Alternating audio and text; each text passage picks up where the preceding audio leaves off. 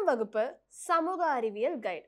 பாடத்தினை புரிந்து கொள்ள உரையாடல் வடிவில் ஸ்டடி மெட்டீரியல், விடைகளை ஞாபகம் வைத்துக் கொள்ள மெமரி டிப்ஸுடன் கூடிய பிராக்டிஸ் மேனுவல். தேர்வுக்கு இதிலிருந்து தான் கேள்விகள் வரும். 10ஆம் வகுப்பு படிக்கும் உங்கள் பிள்ளைகளுக்கு வாங்கி கொடுங்கள் புரந்தூர் புக்ஸ் அண்ட் கைட்ஸ். உங்கள் அபிமான திரையரங்குகளில் காதலர்கள் கொண்டாடும் ஓஹோ எந்தன் பேபி வெற்றி நடை போடுகிறது.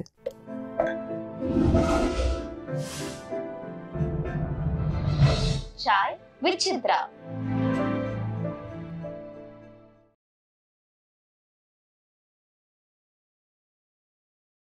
பிரம்மகுமாரி இயக்கத்தில் சேரணும்னு எதனால் உங்களுக்கு தோணுச்சு? எனக்கு ஆன்மீகத்தில் ஆர்வம் இருந்தது. ஆனால் நான் நினச்சது ஒரே ஒரு இடத்துக்கு தான் நான் போயிருந்தேன். எங்கன்னா நிறைய இடங்களுக்கு போகணும்னு தோணுச்சு. ஆனால் போகக்கூடிய வாய்ப்பு கிடைச்சது பாண்டிச்சேரி அரவிந்தர் ஆசிரமம் மட்டும்தான். அங்கே போய் ஒரு தடவை போயிட்டு வந்துட்டேன். வந்ததுக்கப்புறம் வடலூர் போகணுன்னு இருந்தது, திருவண்ணாமலை போகணுன்றது, எங்கேயுமே போக எனக்கு வாய்ப்பு கிடைக்கல. வாய்ப்பு கிடைக்காத போது நான் ஒரு தடவை குற்றாலத்துக்கு போயிருந்தேன் ஒரு ஃபங்க்ஷனுக்கு. அப்போ ஒருத்தர் சொன்னார், இங்கே ஒரு ஆசிரமம் இருக்குது, சங்கர ஆசிரமம், அங்கே வந்துட்டு போங்க, அப்போ போயிட்டு போவோன்னாரு. நான் உள்ளே போய் பார்த்தேன். அந்த ஜீவ சமாதியில் போய் உட்காந்துட்டு கொஞ்ச நேரம் இருந்தால் என்னமோ நடந்தது. சரி, ஏதோ ஸ்பிரிச்சுவலாக எனக்கு என்னமோ இன்ஸ்பிரேஷன் கிடைக்கிது, என்னமோ நடக்குது, மாற்றம் நடக்குதுன்னு புரிஞ்சுக்கிட்டேன். அப்புறம் அவருடைய புகைப்படத்தை வாங்கியாந்து வச்சு வீட்டில் தினமும் தியானம், எனக்கு தெரிஞ்ச முறைப்படி அப்படி கான்சென்ட்ரேட் பண்ணுறது, வேறு ஒன்றுமே கிடையாது. அப்படி இருக்கும்போது எனக்கு அந்த தியானம் கை கொடுத்தது. தியானம் கை கொடுத்துக்கிட்டே இருக்கும்போது எனக்கு நான் கேள்விப்படாத விஷயங்கள்லாம் சிலது சம்ஸ்கிருதத்துலாம் எனக்கு வந்தது.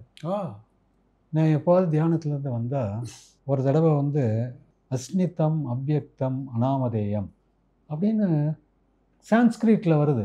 இது என்னடா சான்ஸ்கிரிட்டில் என்னமோ வருது நமக்கு அப்படின்னு சொல்லிட்டு அந்த சங்கராசிரமத்தில் இருந்த ஒருத்தருக்கு ஃபோன் பண்ணி ஒருத்தர் கேட்டேன். சிரித்தார். தியானம் பண்ணால் அதெல்லாம் வரும் அப்படின்னாரு. அதுக்கப்புறம் அவருக்கும் புரியலை, அது சொல்லலை அவர். அஸ்னிதம் அவ்யக்தம் அனாமதேயம் அவர் கண்டுபிடிக்கிட்டோன்னு விட்டார் போல. அப்புறம் நான் ரொம்ப நேரம் உட்காந்து யோசிச்சுக்கிட்டே இருந்தேன்.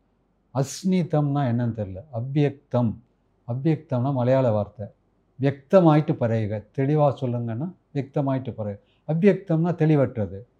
அனாமதேயம்னா அனாமதேய கால்னு நம்ம சொல்கிறோம்ல, பெயரிடப்படாத. அஸ்னிதம் அவ்யக்தம் அனாமதேயம் அப்படின்னு உட்காந்துட்டு சங்கரானந்த சாமியை நினச்சிக்கிட்டு இருக்கேன். ஆக்கல் காத்தல் அழித்தல் இந்த 3 குணங்களும் அல்லாத ஆதிப்பரம்பொருள், அதான் அதுக்கு அர்த்தம் அப்படின்னு.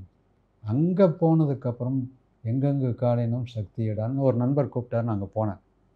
சரின்ட்டு ஆதிப்பரம்பொருள்னு ஒன்று கரெக்டாக ஒரு வாரத்தில் இந்த நண்பர் இருந்தார். பிரம்மகுமாரிக்கு வாங்கினேன். அவரும் இந்த மாதிரி என்னோட தேடல் இருந்தவர் தான். தேடல் இருந்ததுனால என்னை பல சமாதிகளுக்கு போயிட்டு வந்துட்டார்.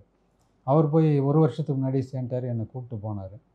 நான் போன உடனேயே அவங்க சிஸ்டர் என்ன பண்ணாங்க, நுங்கம்பாக்கத்தில் இந்த போன உடனே இந்த சிஸ்டர் சொன்னாங்க, பாபா ரூமில் உட்காந்துட்டு வாங்க அப்படின்னு. உள்ளே போய் உட்கார்ந்தேன். தன்னை அறிந்தவன் என்னை அறிந்தவன் ஒரு குரல் ஒலிக்குது எனக்கு. தன்னை அறிந்தவன் என்னை அறிந்தவன் என்னன்னு எனக்கு தெரியல. அப்புறம் நான் ராஜயோக தியானம் கற்றுக்கணும்னு சொன்னேன். அதுக்கு ஒரு முறை இருக்குது. என்னென்னா, முதல்ல ஒரு 7 நாள் காலையில் ஒரு 15 நிமிஷம் ஒரு சிஸ்டர் பொறுப்பெடுத்துக்கிட்டு அந்த சித்தாந்தம் என்னன்னு சொல்லுவாங்க. அந்த சித்தாந்தம் என்னன்னு சொல்லுவோம். முதல் நாள் நான் போகும்போது ஆரம்பிச்சுட்டு என்ன சொல்கிறாங்க, நம்ம எல்லாருக்கும் தனித்தனியாக அப்பா இருக்காங்க இல்லையா, அது மாதிரி எல்லோருக்கும் பொதுவாக ஒரு அப்பா இருக்கிறாங்க. அதாவது பிள்ளைக்கு தந்தை ஒருவன், நம்ம எல்லோருக்கும் தந்தை இறைவன்னு சொல்லியிருக்காங்க இல்லையா அப்படின்னு சொன்ன உடனே என் நண்பர் சிரிச்சிட்டார். என்ன பிரதர் சிரிக்கிறீங்க, என்ன இல்லை அந்த பாட்டு எழுதுனதே உங்கள் அப்பா தான் அப்படின்னாரு. அங்கே போய் எனக்கு அந்த இன்ஸ்பிரேஷன் கிடைச்சது சார். எங்கே ஆதி பரம்பொருள், அந்த ஆதி பரம்பொருளை அறிந்து கொள்கிற வாய்ப்பு பிரம்மகுமாரிஸில் கிடைச்சிது. அந்த தியானம் மிகச்சிறப்பானது. இந்த நூற்றாண்டில் நாம் கற்றுக்கொள்ள வேண்டிய ஒரு தியானம். அப்படியா? ஏன்னா அதுக்கு சில இதெல்லாம் இருக்குது. இப்போ பேச்சலராக இருந்தால் அவங்களே சமைச்சு சாப்பிடணும். சில நியம நிஷ்டைகள் இருக்குது. குடும்பஸ்தர்களுக்கு இடம் இல்லையாங்க? இல்லை, குடும்பஸ்தர்களுக்கும் இருக்குது. என்னென்னா, குடும்பஸ்தர்களாக இருந்து 2 பேருமே அந்த இதில் ஈடுபட்டு இருந்தாங்கன்னா, அந்த பிரம்மகுமாரிஸ்க்கு போகிறவங்களாக இருந்தாங்கன்னா அவங்க அந்த அனுஷ்டானத்தோடு இருப்பாங்க. ஸோ அதில் இருக்குது. பட் நீங்கள் குடும்பஸ்தர்கள்னு கேட்குறதுனுடைய அர்த்தம் எனக்கு புரிஞ்சது. அது அது அதை தாண்டின ஒரு காலகட்டமாக தான் அது இருக்கும். அதனால் என்னன்னா சமைக்கிறது கூட அந்த பரம்பொருளுடைய நினைவில் இருந்து தான் சமைக்கணும் அப்படின்னு ஒரு இது இருக்குது. ஸோ இப்போ நான் இன்னும் அந்த அளவுக்கு இது ஆகலை. ஏன்னா நான் இப்போ வீட்டு எங்கள் துணைவியார் சமைக்கிறது தான் சாப்பிட்றேன். ஆனால் தினசரி பகவானை நினச்சிக்கிட்டே இந்த பரம்பொருளை நினச்சிக்கிட்டே சாப்பிட்டோம்னா அது நமக்கு ஒரு பாதுகாப்பு இருக்குது. ஒரு சின்ன விஷயம் சொல்கிறேனே, பரம்பொருளுங்கிறது என்னென்னா அவர் அப்பாங்கிறது நம்மெல்லாம் தன்னை அறிந்தவன் என்னை அறிந்தவன் வந்ததில்லை, நான் ஒரு ஆத்மா, இதுதான். அப்போ என்னுடைய தந்தை பரமாத்மா. இது ரெண்டும் தெரிஞ்சால் போதும். இது சொல்லி கொடுத்ததுக்கு பின்னாடி அப்புறம் நான் சில விஷயங்களை கண்டுபிடிச்சேன். நம்ம ஆத்மாங்கிறது எங்கே இருக்குது? நம்ம இங்கே நிறைய பேர் ஏதோ அறிந்தும் அறியாமலுங்கிற மாதிரி சாப்பாடு வச்சோன்னே இலையில் வச்சோன்னே எடுத்து ஒரு உருண்டை எடுத்து இங்கே கொண்டே வச்சு கும்பிட்டு சாப்பிடுவாங்க. பார்த்துருக்கீங்களா? இதனுடைய அடிப்படையே தான் பரமாத்மாவுக்கு படைச்சிட்டு சாப்பிட்றாங்க. ஆனால் அது பரமாத்மாவுக்கு படைச்சிட்டு சாப்பிட்றான்னு உங்களுக்கு தெரியாது. உங்கள் அப்பாவை தாண்டி உங்களுக்கு பிடித்த கவிஞர் அப்படின்னு யாராவது இருக்காங்களா? இல்லை, எனக்கு மகாகவி பாரதியார் ரொம்ப பிடிக்கும். எனக்கு மகாகவி பாரதியார் நானாக தான் தேடி படித்தேன் புக்கை. சில ஆக்சுவலாக அது என்னென்னா பாரதியார் விழாவுக்கு கூப்பிடுவாங்க. இப்போ கவிதைகள் படிக்கணும்னு தோணுச்சு. படித்து எனக்கு ரொம்ப பிடிச்சிருந்தது. பாரதியாருடைய பல வரிகளை நான் அப்பப்போ நினச்சி பார்ப்பேன். சில வார்த்தைகள் ரொம்ப புதுமையாக இருக்கும். அக்கினி கொஞ்சொன்று கண்டேன், அதை ஆங்கொரு மரத்தின் பொந்திடை வைத்தேன். அந்த மாதிரி வரிகளில் இது ஒரு டிஸ்கஷனுக்காக நாங்கள் ஹைதராபாத் போயிருந்தோம். ஒரு ஹோட்டலில் தங்கி இருக்கும்போது அப்புறம் பால்கனியில் நின்று அப்படி பார்த்துட்ருக்கேன். ரோட்டில் டிராஃபிக்கு, ஜனங்கள்லாம் போயிட்டுருக்காங்க, எந்த சவுண்டும் கேட்கல. அவர் ஒரு இடத்துல சொல்லியிருப்பார், மண் உலகில் உயிர்கள் எல்லாம் சலித்தல் கண்டாய்பார். சலித்தல்ங்கிறது ஒரு புது வார்த்தை. உயிர்கள்லாம் ஊர்ந்துக்கிட்டு இருக்கு அப்படின்னு அவர் சொல்லியிருப்பார். அப்புறம் இன்னொன்று சொல்லார், அது மட்டும் எனக்கு முரண்பாடு ஆயிடுச்சு. முன்னர் நமது இச்சையினால் பிறந்தோம் இல்லை, முதல் இறுதி இடை நமது வசத்தில் இல்லை, மண்ணும் ஒரு தெய்வத்தின் சக்தியாலே முன்னர் நமது இச்சையினால் பிறந்தோம் இல்லைன்னு சொல்கிறார்ல, அந்த ஒரு வரி உண்மை அல்லங்கிறத நான் இங்கே போனோன்னு கற்றுக்கிட்டேன். திரும்ப திரும்ப மனிதன் ஏன் பிறக்கிறான்னு ஒரு கண்டினியூட்டி இருந்துக்கிட்டே இருக்கும். விட்ட குறை தொட்ட குறை, அதனால்தான் தான் அடுத்த ஜென்மம். இந்த பிறப்பெடுத்து அழுத்து போனவர்கள் இனி பிறக்கவே கூடாதுன்னு முடிவு பண்ணால் எங்கே போய் சேரணும்? பரமாத்மாட்ட போய் சேர்ந்துடணும். எல்லாருக்கும் அந்த தேவைகள் இருந்திருக்கு. அவர் திருப்புகழ் எழுதினவராகட்டும், இவர் ராஜா சார் மியூசிக் போட்டார், திருவாசகமாக இருக்கட்டும், எல்லாரும் இறைவனை உணர்ந்திருக்கிறார்கள், இறைவனுடைய குணங்களை உணர்ந்திருக்கிறார்கள். அவர்கள் கூட அவர் ஆத்மாங்கிறத புரிஞ்சிக்கலைங்கிறது பின்னாடி தான் தெரிஞ்சு. அதனால தான் நாங்கள் என்ன சொல்கிறாங்கன்னா, அது பக்தி காலத்தில் இந்த வழிபாடு இருந்தது, சிலை வழிபாடு இருந்தது. பக்தி காலத்தில் ஞானம் இருந்திருந்தால் சிலை வழிபாடு இருந்திருக்காது. அப்போ மனுஷன் என்ன பண்ணுவோன்னா, இப்போ நான் இந்த தியானம்ங்கிறது உட்கார்ந்த இடத்துலேருந்தே பண்ண முடியும். இதுக்குன்னு விசேஷமாக எந்த இதுவும் வேணும். நான் ஒரு ஊருக்கு போயிட்டுருக்கேன், பஸ்ஸில் உட்காந்து ட்ராவல் பண்ணிகிட்ருக்கேன்னா I get time to link with my father. ட்ராவல்லே தியானம். ஆமாம், யாருக்கும் தெரியாது, நம்ம பண்ணுறதுல சில நல்லதும் நடக்கும். நாம் கடவுளோடு ஒருமித்து இருக்கிற போது நம்மை சுற்றி நல்ல அதிர்வுகள், வைப்ரேஷன்ஸ் உண்டாகும். அதை அருகில் இருக்கிறவங்களுக்கும் பலன் தரும், நல்லது செய்யும் அப்படின்னு சொல்லி கொடுக்குறாங்க. அங்கே அது நடந்திருக்கு, நான் பார்த்துருக்கேன். அப்பாவுக்கு மிகவும் நெருக்கமான நண்பர்களாக இருந்தது யார்? அது ஒரு நல்ல கேள்வி சார். அது மூலமாக ஒரு பாடல் வேறு வருது. திரையுலகத்தில் அவங்களுக்கு ப்ரொடியூசர்ஸ் சில பேர் ரொம்ப நல்லவங்களாக ரொம்ப நெருக்கமாக இருந்திருக்கிறாங்க. இதில் திரையுலகத்தை சாராத ஒருவர், அவர் சிவகாசியில் ஆஸ்பி லித்தோ ஒர்க்ஸ்னு ஒன்று வச்சுருந்தார். இன்னொன்று அரசன் ஃபயர் ஒர்க்ஸ், பட்டாசு தொழிற்சாலையெல்லாம் வச்சுருந்தார். அவர் பேர் ராஜசபை. சார் அப்பாவையும் பிடிக்கும், அவருக்கு ஜெயகாந்தன் சாரையும் பிடிக்கும். எப்போவாவது அவருக்கு ஓய்வு கிடைக்கும். பெரிய பிஸ்னஸ் மேன். புரியுது. அவர் பட்டாசு தொழிற்சாலை, அது இது எல்லாம் பிரிண்டிங் ப்ரெஸ்ஸு எல்லாம் இருந்ததுனால எப்போவாவது அவருக்கு டைம் கிடைச்சா ஃபோன் பண்ணி, நான் கவிஞர் ஃப்ரீயாக இருக்கீங்களான்னு, லீவ் போட்டுறேன் அப்படின்பார் அப்பா, கம்போசிங்கை தள்ளி வச்சுக்கன்னு சொல்லிட்டு போயிடுவார். அங்கே போய் உட்காந்து ஜெயகாந்தன் சாரும் போவாங்க. அப்பா இலக்கியங்களை பற்றி சொல்லிக்கிட்டு இருப்பார். அப்பா அதெல்லாம் கேட்டு ரசிச்சுக்கிட்டு இருப்பார். அவர் ஜெயகாந்தன் சார் வந்து அவர் இந்த ரஷ்ய மொழி நாவல்களை பற்றியும் நல்ல விஷயங்கள்லாம் நிறைய சொல்லுவார். இப்படி அவங்க கேட்டு அவங்களுக்கு சாப்பாடு பரிமாறுறது, என்ன வேணும்னு கேட்டு அது செஞ்சு தன் கையாலே பரிமாறுறது, இதெல்லாம் அவருக்கு ரொம்ப பிடிச்ச பொழுதுபோக்கு. அந்த அவர் அங்கே உட்காந்துருக்கும்போது அப்பா வந்து என்ன சொல்லிட்டாரு, இங்கே 3 நாள் இருப்பாங்க. ஆனால் யார்கிட்டையும் சொல்ல மாட்டாங்க. வசந்தன் ஒரு பிஏ இருந்தார், அவர்கிட்ட கூட யாருக்கும் நம்பர் கொடுக்காதுன்னா யாரோ ஒருத்தங்க ரொம்ப டென்ஷன் பண்ணி வாங்கிட்டாங்க. வாங்கிட்டு அங்கே ஃபோன் பண்ணிட்டாங்க. ஃபோன் பண்ணோன்னே ராஜசபை சார் தான் எடுத்தார். எடுத்துகிட்டு ஃபோனில் பேசினார். கவிஞர் உங்களுக்கு தான் ஃபோன்னாரு. அப்பா போய் ஃபோனில் பேசினார். பேசின உடனே என்னென்னா, அந்த மாதிரி அர்ஜென்ட்டாக ஒரு பாட்டுன்னு. அப்படியா, டியூன் போட்டாச்சா? இல்லை நீங்கள் வரிகளை சொல்லுங்கள், நாங்கள் எழுதிக்கிட்டு டியூன் போட்டுக்கிறோம். ஆனால் என்னென்னா இந்த மாதிரி டூயட்டு தான், அதனால் ஒன்றும் பிரச்சனை இல்லைங்கிற மாதிரி அவங்க சொல்லிட்டு வச்சுட்டாங்க. அப்பா வந்து உட்காந்து இங்கே பேசிக்கிட்டே இருக்கிறார். பேசிக்கிட்டே இருந்துட்டு திரும்ப ஃபோன் வந்தது 1 ஹவர் கழிச்சு. ஃபோன் வந்தோடனே கவிஞர் உங்களுக்கு தான், அவர் தான் எடுத்து கொடுத்தாரு. அப்பா போய் ஃபோன் அட்டன் பண்ணோடனே எழுதிக்கப்பனார். எனது ராஜசபையிலே ஒரே சங்கீதம், இங்கு இரவும் பகலும் தூக்கம் இல்லை, ஒரே கொண்டாட்டம். ராஜசபை பேரை வச்சு ஒரு பாட்டு. எனது ராஜசபையிலே ஒரே சங்கீதம், அதில் இரவு பகல் தூக்கம் இல்லை, ஒரே சந்தோஷம். இந்த மாதிரி பல்லவிகள் நிறைய வந்திருக்கு. நான் அதெல்லாம் தேடிக்கிட்டு இருக்கேன். சார் அப்பாவுடைய வாழ்க்கையில் ஆச்சு. இது வந்து புரவலர்கள்னு சொல்கிறாங்கல்ல, சினிமாவில் வாய்ப்பு கொடுக்குறாங்க, பாட்டு எழுதி கொடுக்குறாரு, சம்பளம் கொடுக்குறாங்க, அது வேறு. புரவலர்களாக 3 பேர் வந்திருக்கிறாங்க. அவர் அரசன் ஃபயர் ஒர்க்ஸில் அப்பா ஒரு பத்திரிகை நடத்தினார்.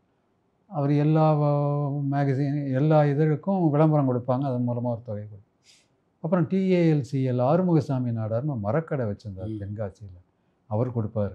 தாபி சொக்கலால் ராம்சேட் பீடி 3 பேர்ட்டையும் இருந்த உரிமை என்னன்னா, அப்பாவுக்கு வந்து அந்த கடன் பிரச்சனையாக இருக்கலாம், அதனால் வருமானம் பத்தாமல் இருக்கலாம், கேட்டால் அவங்க பணம் அனுப்புவாங்க. அப்படிப்பட்ட நல்ல நண்பர்கள். அதனால் அதை கொடுக்கணுங்கிற அவசியம் இல்லை. ஃபோன் பண்ணோடனே எவ்வளோ வேணும் கவிஞர் சொல்லணும்னு கொடுத்து விட்ருவாங்க. அவ்வளோ நெருக்கமான நண்பர்கள், புரவலர்கள்னு நான் சொல்லுவேன். அப்போ தான் வந்து எனக்கே தோணுச்சு, இன்னும் கொஞ்சம் தகவல் தெரிஞ்சுட்டு இருந்தால் அதை பற்றி ஒரு நூலே கூட எழுதலாமே, எந்தெந்த சந்தர்ப்பங்களில் அவங்கெல்லாம் எப்படி பண்ணியிருக்காங்கன்னு. இது ஒரு முக்கியமான. சின்னப்பதேவர் சினிமா உலகத்தில் சின்னப்பதேவர் ஒரு புரவலர், பெரிய புரவலர் சார். வந்து நான் வந்து சினிமா துறை தவிர்த்துன்னு சொன்னதுனால தான். சின்னப்பா தேவர் வந்து பல நேரங்களில் வந்து நிர்பந்தத்தின் காரணமாக வேறு பாடலாசிரியர் எழுதினா கூட, கவிஞர் இந்த படத்தில் நீங்கள் இல்லை இருந்தாலும் இதை வச்சுங்கன்னு கொடுத்துட்டு போவார். அப்பா சொல்லியிருக்கிறாரு. அதே மாதிரி அப்பா வந்து இந்த படத்தில் குன்னக்குடி வைத்தியநாதன் மியூசிக்கு, நான் அப்பாட்ட அசிஸ்டண்ட்டாக இருக்கேன். அங்கே போய் தேவரின் தெய்வம் அந்த படத்துக்கு பாட்டு எழுத போனப்போ என்ன பண்ணார், டியூன் வாசித்து காமிச்சார் குன்னக்குடி. அப்பா வந்து மருதமலை மாமணியே முருகையா இந்த பல்லவிலாம் எழுதிட்டு தேவரின் குலம் காக்கும் வேலையானார். அவர் தேவரின் குலம் காக்கும் வேலையா அந்த டோனில் பாடி காட்டணுன்னு அப்படியே கண்கலங்கிட்டார் தேவர். கவிஞர், இந்த பாட்டுக்கு நான் உங்களுக்கு சம்பளம் கொடுக்க மாட்டேன், சன்மானம் தான் கொடுப்பேன் அப்படின்னு ஒரு பெரிய அமௌண்ட்டை கொண்டாந்து கொடுத்தாரு. அப்படி ஒரு புரவலர் சார் அவர் திரையுலகத்தில். அப்புறம் அப்பாவுடைய பர்ஃபெக்ஷனுங்கிறத நான் அவசியம் சொல்லணும். இது ஒரு நல்ல செய்தி. கர்ணன்கிற படம் எடுத்துகிட்டு இருக்காங்க. அப்போ கம்போசிங்காக அப்பாவும் விஸ்வநாதனும் பெங்களூரில் போயிருக்கிறாங்க. 5 நாள் இருந்தாங்களாம். 2-3 நாள் வந்து சும்மா காமெடி பண்ணிக்கிட்டு இதை விட்டு கடைசி 2 நாளில் எல்லா பல்லவையும் எழுதியிருக்கிறாங்க. இங்கே வந்தோன்னே பிஆர் பந்துலுக்காருக்கு வாசித்து காமிச்சிருக்காரு விஸ்வநாதன். அதில் வந்து இந்த பாட்டில் ஒரு வரி சேர்த்துருப்பார். என்னென்னா, உள்ளத்தில் நல்ல உள்ளம் உறங்காது என்பது. அதில் என்ன செஞ்சோற்று கடந்தீர்க்க சேராத இடம் சேர்ந்து வஞ்சத்தில் வீழ்ந்தாயடா கர்ணா, வஞ்சகன் கண்ணன் அடான்னு இருக்கும். அட்டட்ட, கர்ணன் கதையை எடுத்துகிட்டு இருக்கோம், செஞ்சோற்று கடன் தானையா அவன் கதை, அந்த காட்சியே நம்ம ஒன்று கூட வைக்கலையேன்னு அப்புறம்தான் ஸ்கிரிப்டில் சேர்த்தாரோம். அது மாதிரி அந்த பர்ஃபெக்ஷன் அப்பாட்ட இருக்கும். நீங்கள் 14 பிள்ளைகளும் ஒன்றா வளர்ந்தீங்க, எப்படி இருந்தது அது சார்? ஆக்சுவலாக வந்து 2 மனைவி ஒரு வீட்டில் இருக்கிறதே ரொம்ப அபூர்வம். இல்லை, ஆக்சுவலாக இப்போ எனக்கு வந்து ஒரு 7 வயசு இருக்கும்போது தனி வீடு போயிட்டோம். அதனால் அந்த குழந்தைகளுக்குள்ளங்கிற ஒரு இதெல்லாம் அந்த மாதிரி மன வேற்றுமை தகராறு அதெல்லாம் எப்போவாது நடந்திருக்கு. இப்போ அந்த வீட்டுக்கு போனான்னா என் தம்பி கலைவாணன் வந்து காரை எடுத்து ஓட்டிட்டான் ஒரு தடவை. அவனுக்கு கார் ஓட்ட தெரியும். அப்போ அண்ணாதுரை வந்து நீ எப்படா கார் எடுப்ப அப்படின்னு. அந்த மாதிரி சின்ன சின்ன சண்டைகள் வருமே தவிர மன வேற்றுமைங்கிறதே கிடையாது. அப்பா வேற எங்களை வந்து எங்கடா அவன் ஜோடின்னு தானே கேட்பாரு. அதனால் வந்து நல்ல தனித்தனி வீடுகளில் இருந்ததுனால அதெல்லாம் இல்லை. நீங்கள் எல்லாரும் இப்போ சந்திச்சுக்கிறீங்களா? அடிக்கடி சந்திச்சுக்கிறோம், கண்டிப்பாக சந்திச்சுக்கிறோம். விசேஷங்களில் சந்திச்சுக்கிறோம். அப்போ தான் வந்து எப்படி இருக்கீங்கன்னு கேட்டுக்கிறோம். ஏன்னா காலம் வந்து என்ன எல்லாரையும் எல்லா நேரத்துலையும் சந்திக்க விடுறது இல்லையா. அவங்கவுங்களுக்குன்னு சில ப்ரெஷர்ஸ் இருக்குது.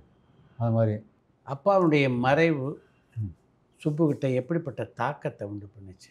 ஆக்சுவலாக நான் வந்து என் பிரதரில் அப்பா இங்கேருந்து அமெரிக்கா கிளம்பி போயாச்சு. போனதுக்கப்புறம் என்னுடைய எல்டர் சிஸ்டருடைய ஹஸ்பண்ட் என்ன பண்ணார், ஒரு மலேசியாக்காரர். என்ன சொன்னார், நீ மலேசியாவுக்கு வந்துடு, ஒரு மாதம் இருந்துட்டு போ அப்படின்னாரு. உங்களை? ஆமாம்.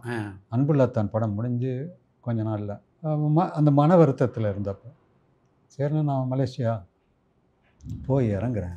இறங்கி அன்றைக்கி சாயந்தரம் சிக்காகோ மருத்துவமனையில் கண்ணதாசன் அனுமதின்னு வருது.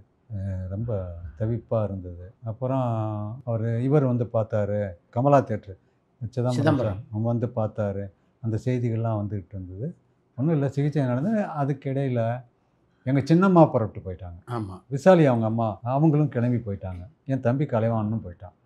ஸோ இத்தனை பேர் போயிருக்கிறதுனால சரி ரொம்ப ஏன்னா மன அழுத்தம் அப்போ வரலை. அப்பா மீண்டு வந்துடுவாருங்கிற எண்ணத்தில் தான் இருந்தேன். ஆனால் நான் இங்கே திரும்பி வந்ததுக்கப்புறம் தான் கலைவாணனும் அங்கேருந்து வந்துட்டான். கலைவாணன் வந்து ஒரு வாரத்துக்கு முன்னாடி வந்துட்டான். ஒரு வாரம் கழித்து தான் அப்பாவுடைய மறைவு நடந்தது. அப்போ வந்து அவங்க சின்னம்மா 2 பேரும் தான் இருந்தாங்க. ரொம்ப இதுதான் சார் இருந்தது. ஏன்னா ஒரு விஷயத்தை ரொம்ப நாளாக கேட்டு கேட்டு கேட்டு கேட்டு அது அந்த டியூனில் வந்துடும் போல இருக்கணும். திடீர்னு டிஸ்பேரிங்காக இல்லை. அவர் சில காலம் மருத்துவமனையில் இருந்ததுனால தாக்கம் கொஞ்சம் கம்மியாக இருந்தது. இன்னொன்று அவருடைய உடல் நல கோளாறுங்கிறது இங்கேயே ஆரம்பிச்சிடுச்சு. நிறைய காஃப் பண்ணி சளி வந்துக்கிட்டே இருக்கும். இப்போ எம்ஜிஆர் ஒரு மருத்துவமனையில் சேர்க்க சொன்னாலும் எம்ஜிஆர் தானே பண்ணார். ஆமாம், இங்கே வந்து ஜிஹெச்சில் சேர்த்து அந்த டீன் தான் அட்டன் பண்ணிகிட்டு இருந்தார். நான் அதெல்லாம் பார்த்துருக்கேன். பார்த்துட்டு நான் அக்குபஞ்சர் படித்தப்போ என்னடா நம்ம அப்போவே அக்குபஞ்சர் படிச்சிருந்தோம்னா அப்பாவுக்கு ஹெல்ப் பண்ணியிருக்கலாமே. ஏன்னா கபம்ங்கிறது ஒரு பெரிய விஷயமே இல்லை. கபம் எங்கேருந்து வர முடியும்? வெளியிலேருந்து யாராவது கொண்டு வர முடியுமா? இந்த தூசி தும்பலை வர்றது சளி, அதாவது அலர்ஜினால் வருது, ரன்னிங் நோஸ் தான். கபம் என்பது நாம் உற்பத்தி செய்வது தான். அந்த மாதிரி உணவு பழக்கம் தான். அப்பா நிறைய நான்வெஜிடேரியன் சாப்பிடுவார். இந்த ஆல்கஹால் அந்த இது எல்லாமே சேர்ந்து கபத்தை அதிகமாக்கிடுச்சு. அந்த கபம் நான் படித்த தியரி வேறு கரெக்டாக இருந்துச்சு. கபம் மனதை மறைக்கும் நிலைன்னு ஒன்று இருக்குது. ஃப்ளம் மிஸ்டிங் தி மைண்ட் அப்படின்னு ஆங்கிலத்தில் கொடுத்துருப்பாங்க. கோமா சார் அது கோமா. கபம் வந்து இருதயத்தை சூழ்ந்தெடுத்ததுக்கப்புறம் மனம் வேலை செய்யாது. கரெக்ட். தன்னை பற்றின பிரஜை இருக்காது. சுற்றி யார் இருக்காங்கன்னு தெரியாது. எங்கள் சின்னம்மாலாம் போகும்போது அப்பா வந்து யாருங்கிற மாதிரி தான் பார்த்தாராம். கலைவாண தெரியல, அவங்கள தெரியல, சின்னம்மாவை தெரியல. அது இருந்து ஒரு ஸ்டேஜுக்கு அப்புறம் அப்படி டிக்ளைன் ஆகி ஹெல்த்து. ரொம்ப நன்றி. சரி, ரொம்ப நன்றி. பரபரப்பான சினிமா செய்திகள், நட்சத்திரங்களின் பேட்டிகள், சினிமா வரலாறு ஆகியவற்றை பார்க்கவும் படிக்கவும் உங்களுக்கான இணையதளம் touringtalkies.co.